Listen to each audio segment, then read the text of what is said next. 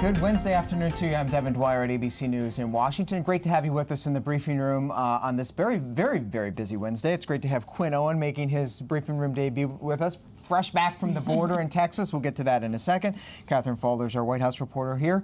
A lot to dig into today as Congress is back. We have the freshman class. We have some special guests joining us as well. Some pea shoots, green shoots, signs of unity emerging from the Hill as well. That will be kind of fun later on. But to kick us off today, I want to dig into this unfolding extraordinary deployment of U.S. active duty troops along the southern U.S. border with Mexico, something we haven't seen in recent memory.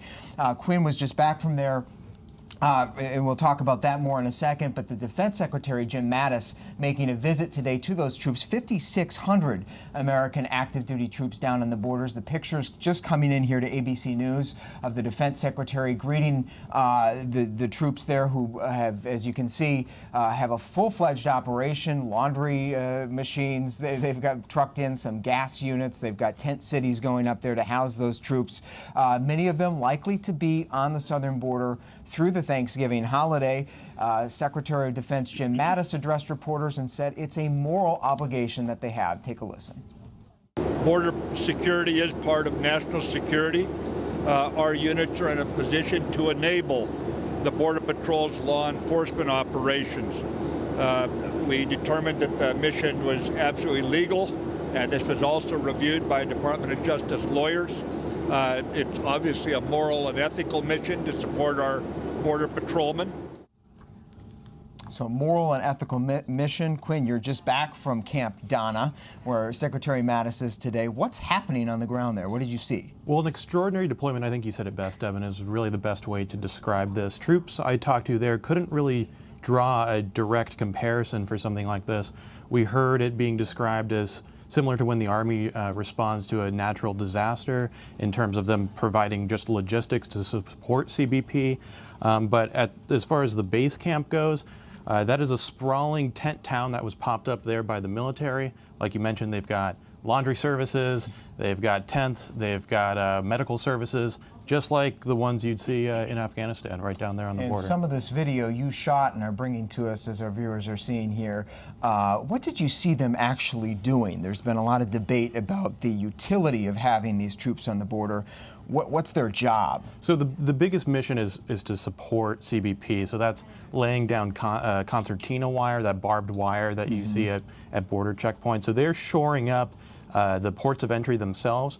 You saw we were showing some video earlier of the Hidalgo border crossing. That's a small border town that they've beefed up with extra barbed wire. They're also adding more barriers to places in between those ports of entry, and they're prepping all that stuff at the camp that Mattis was visiting today. And you had an opportunity to talk to and meet with some of the Border Patrol agents who are in theory benefiting from this massive show of backup, if you will, from the military. Do they feel like this is helpful to them, or is it sort of too many cooks in the kitchen with you all along the border? I will say they'll take all the support they can get because they're doing an extremely difficult job down there. They're at these ports of entry, they're at max capacity with the people they already have coming. So it's not so much a reinforcement problem, it's more of a just processing problem for them. They get backed up on a daily basis with people claiming asylum.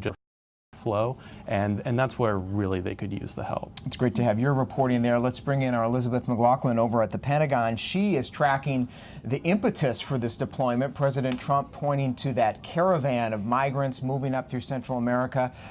We understand several hundred have already arrived at the border, a few more thousand on the way. But Elizabeth, bring us the latest on what we know about where they are and what we know about the so-called invasion that the president hyped ahead of this.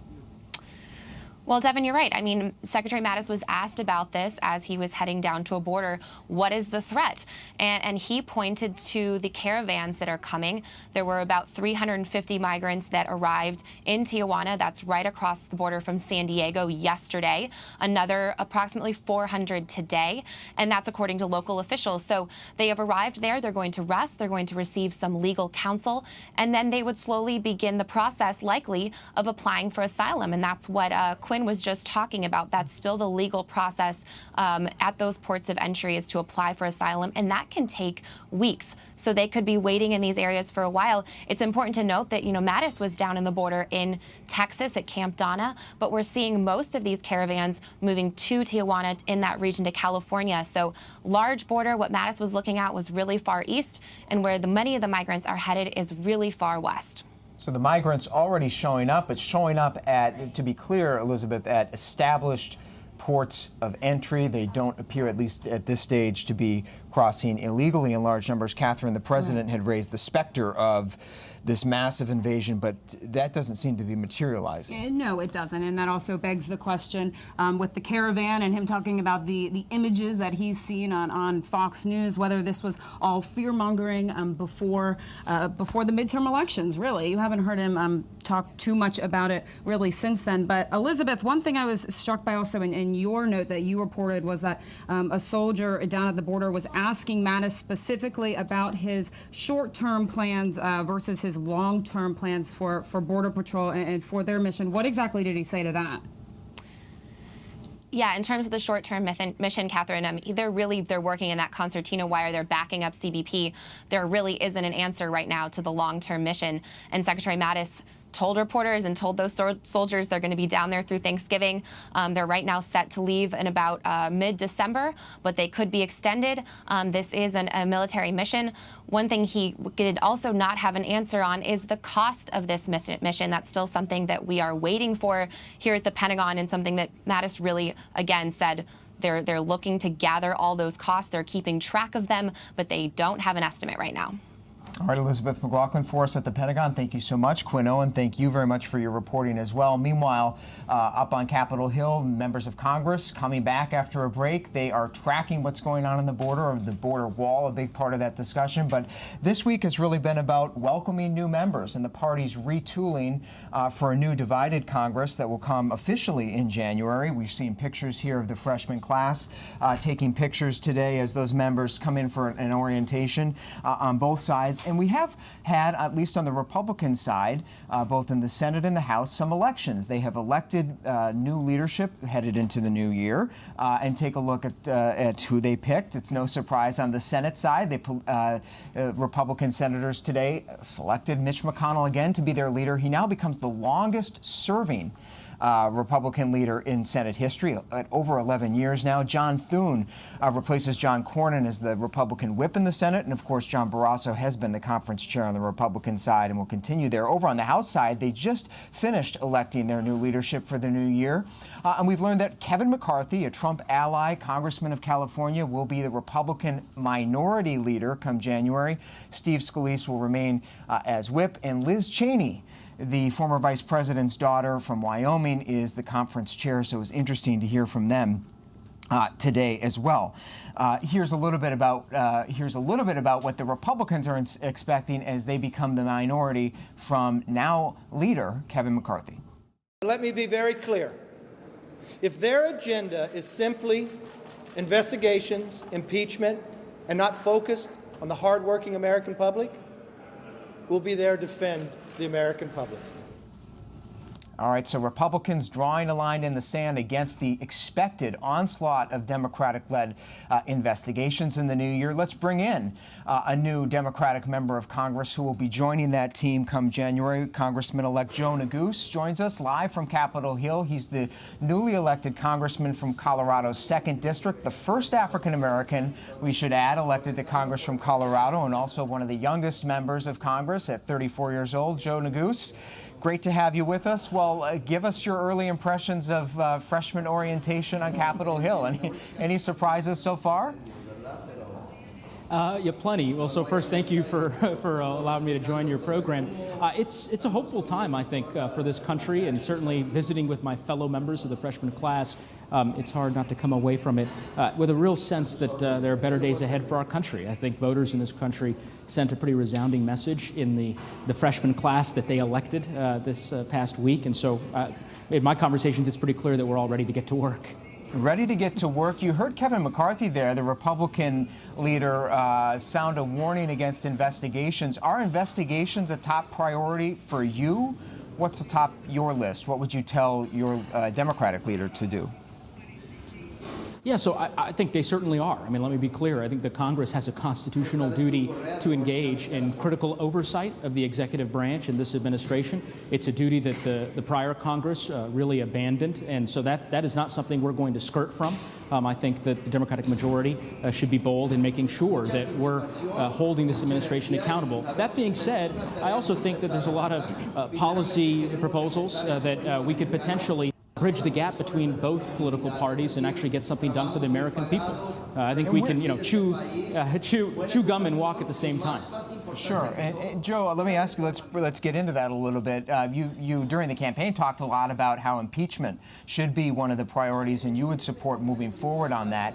Would you support articles of impeachment if they were brought today? Is that something you think should happen right out of the gate in January? I would. I mean, I made that pretty clear during the campaign that I thought that there was sufficient evidence at this juncture that certainly I had seen to begin impeachment proceedings, that was going to be an important process for the Congress to engage in. Of course, we're going to have, I imagine, a lot of conversations within the caucus and within the House more broadly about the timing and so forth. But yeah, it's something I still support. How about health care? That's been a top issue for voters the entire campaign. Certainly in your race, you talked a lot about it. You're one of the Democrats who supports a single-payer model, what some are calling Medicare for all. Where do you put, give us your sense of the early prospects for that effort in the Democratic-led House. Do you think that will have some legs in the early days? I think so. I'm an eternal optimist, perhaps a bit young and naive, but I think that there is reason to be optimistic, in part because of the incredible freshman class that was just elected. I mean, all the empirical data I've seen suggests that the American people strongly support a universal care system. There are obviously a variety of different legislative vehicles that we could pursue to get there. Medicare for all is something that I certainly support and am passionate about as one of those potential vehicles. And there are a lot of new freshman members, representative-elects, who also support Medicare for all, who I think are going to be beating that drum in the next Congress. And that's certainly an effort that I'm looking forward to being a part of. But again, policy and ultimately progress is iterative. There are a lot of things I think we could do in the healthcare space to deliver for the American people, and certainly people in my district, the 2nd Congressional District, where folks are paying some of the highest health insurance rates in the country with respect to the individual exchange. So making some changes to the Affordable Care Act, perhaps increasing subsidies for rural areas and mountain communities, those are conversations that I really would like to be a part of. And of course, one person who will get to largely dictate what those priorities are, which way your party goes, what comes to the floor, will be the new Speaker of the House. A lot of debate amongst your party just this week over Nancy Pelosi, whether she has the support for that. Where do you stand on Nancy Pelosi? Do you support her? Will you support her in a House floor vote to be the next Speaker? Yeah, look, it's an important question. Truth be told, I'm keeping an open mind. We're having a lot of conversations, some of which you just alluded to, with my fellow members of the freshman class and with folks in leadership, not just Leader Pelosi, but also many other folks who constitute the leadership team in the House, to talk to them about their vision for a Democratic majority and the work that we should be engaged in over the course of the next 2 years. So I'm looking forward to continuing those conversations, and then ultimately I'll make a decision that I think is in the best interests of the people of the 2nd Congressional District. So haven't made a final decision yet. All right, Joe Neguse, non-committal on Nancy Pelosi, but an eternal optimist. Your optimism is infectious. It's great to meet you, Joe. Thanks for joining us here in the briefing room on ABC News. It's a pleasure to meet you. Thank you. And let's bring in our senior congressional correspondent, Mary Bruce, to break that down a little bit more and provide some analysis on the new Congress. Mary, great to have you up on Capitol Hill. Let's start with where Joe left off on Nancy Pelosi's battle to be Speaker. You've been tracking the latest in support and opposition to her. What do we know about whether she has the votes? Yeah, interesting the way he walked a fine line there. And look, Congressman Neguse is in good company. There are plenty of his fellow freshman Democrats who have yet to make up their mind, and plenty of them who have said that they will never vote for Nancy Pelosi. By our count, that list is somewhere north of 14 members, could be up there around the 20s in terms of numbers of Democrats who say they simply cannot back the Speaker. They want new blood. They feel that position cannot be held by Nancy Pelosi. But what's important to note, Devin, is that those who oppose Nancy Pelosi have yet to put up another candidate who they think would do a better job than Pelosi. So look, she is still trying to get the votes. She is, working things behind the scenes. She's reaching out to new members. She's calling in a lot of big guns, some of her political allies, to make the case for her as well. And I just would say, even though right now she is still working to get north of 218, that's the number of votes that she needs to become the next Speaker of the House, I would really caution against underestimating Nancy Pelosi. She is a fierce negotiator. She has some of the sharpest elbows of anyone up here on Capitol Hill, and she knows better than anyone how to whip votes, and she is confident. She told us again today she is 100% certain that she will be the next Speaker of the House, even if right now the numbers don't appear to be in her favor.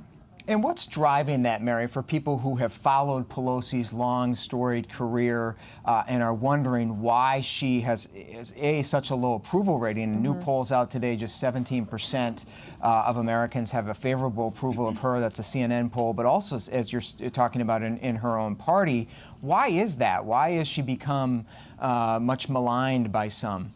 Yeah, it's a really good question, and I think there are several different factors at play here. One is simply that there's a desire to bring in some new blood, that you need someone to come in and shake things up, that they look at the party, they feel that things have not been heading in the direction that they wanted. They simply want new leadership. You also have to remember that Nancy Pelosi has been a favorite target of the right. You look back, think back to all those campaign ads that we all were seeing just a week ago. Hard to believe it's only been a week since the midterms, but that she was a target for so many Republicans, and in a lot of districts where you saw a lot of Democrats having to come out and say that they wouldn't stand with Nancy Pelosi either. And that those are many of those members who now still say that they can't support Pelosi are those who ran on that platform.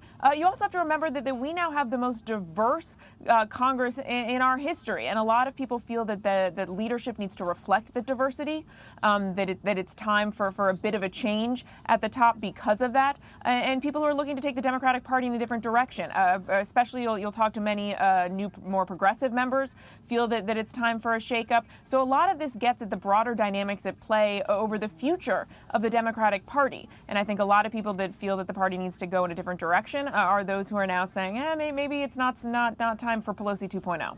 It's going to be a tense leadership fight for the House Democrats. We know you're going to stay on top of it. Mary Bruce, thank you so much for joining us and for that analysis. You can follow Mary's latest reporting at abcnews.com and, of course, coming up on World News Tonight.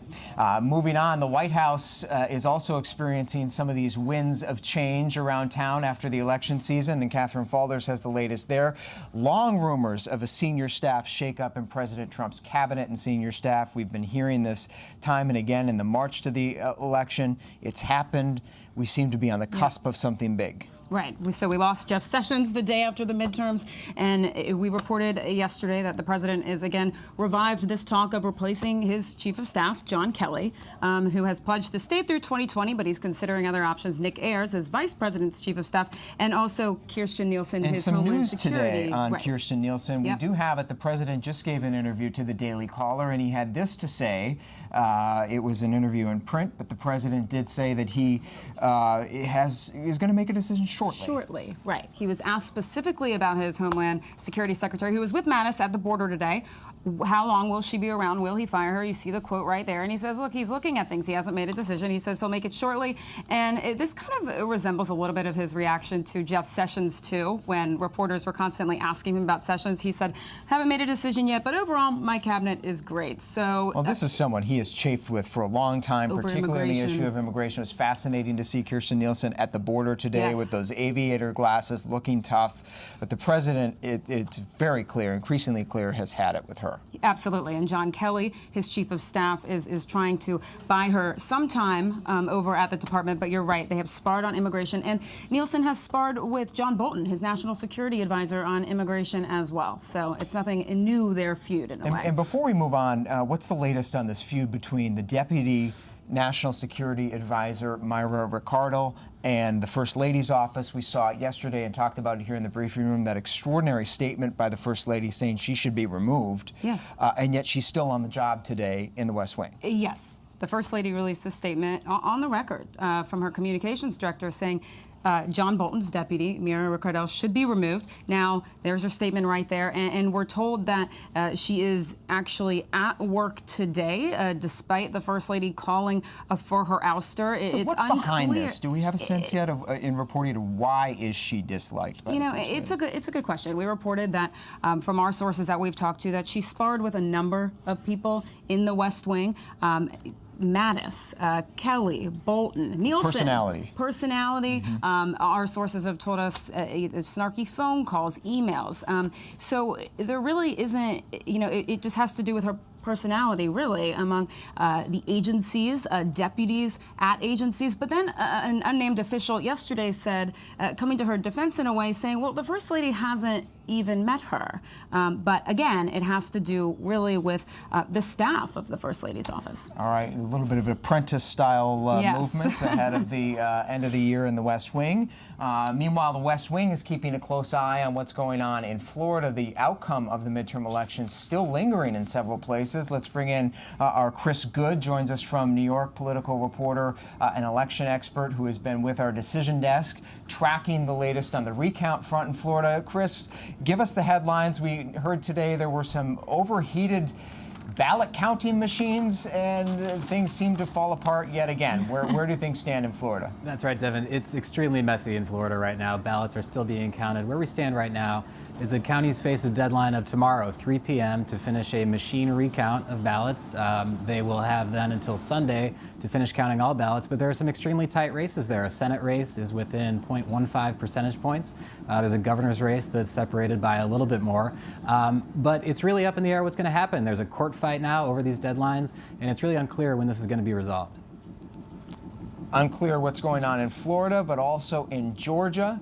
Close race there as well. What do we know about the Georgia governor's race? Well, the Georgia governor's race, that's a state where the race was extremely close. You have two candidates who will continue to fight that out even after Election Day. It's one of a number of races that still had yet to be decided. We saw the same drama sort of play out in Florida with things going on beyond Election Day. Obviously, you see Stacey Abrams there. It was a hope of Democrats nationally, really, and that race, we're just going to have to wait longer for a result like in Florida.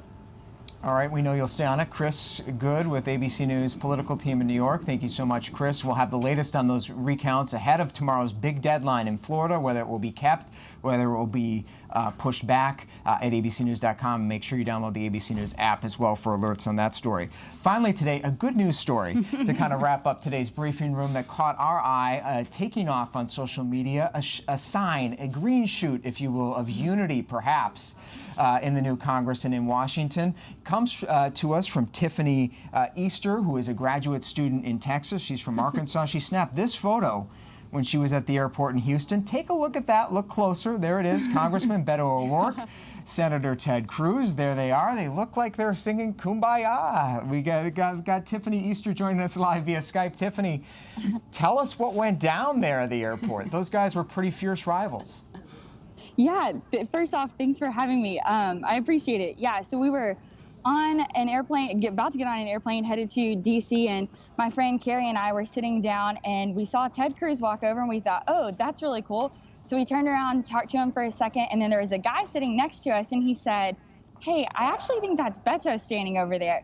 We said, no way. So he gets up, goes over there, starts talking to Beto. Next thing we know, Beto is walking over with the guy that was sitting with us, and he walks over to Ted Cruz and says, hey, you ran a great race. Thanks so much. If I can do anything to help in the future, I'd be happy to do that. And from that point on, Ted and Beto had a conversation about helping each other, moving forward, and ultimately about moving Texas forward and helping Texans and keeping that at the center of both of them moving forward in their careers. So it was an awesome encounter. After that, they took pictures with us, and we got to chat with them, tell them who we were, talk to them about us. It was really great. It was really great. That's pretty incredible. And we do understand that that's the first time that Beto O'Rourke and Ted Cruz actually met each other face to face after last Tuesday's very tense election night results. What were the passengers doing in the waiting area? Were people gathering around to take this in? A lot of iPhones out, I imagine? Yes, a lot of iPhones out. Several of us, we kind of found each other as we were at the airport, several of us in the government and public service realm. So we noticed it first, and then once we started talking to them, everybody started looking. And we actually met a girl from California who knew who Beta was and who knew who Cruz was. She got a picture with them and thought it was awesome. So there was a little bit of a crowd, but we were also trying to keep it somewhat at bay for their sake. All right. Well, Tiffany Easter, thank you so much for highlighting that moment of unity in Texas, as you called it. It's one that we certainly welcome here in the briefing room. Great to have you on. Thank you so much, and good luck in your studies in Texas. And a lighter, very positive moment, I think, to end. That was a great photo. To end the show and end a very tense election in Texas. Absolutely. Well, great to have Catherine Faulders with us. Great to have you with us today in the briefing room. Follow us at the ABC News app and abcnews.com. We'll be right back here tomorrow at 3:30 Eastern Time in the briefing room. Until then, I'm Devin Dwyer. We'll see you next time.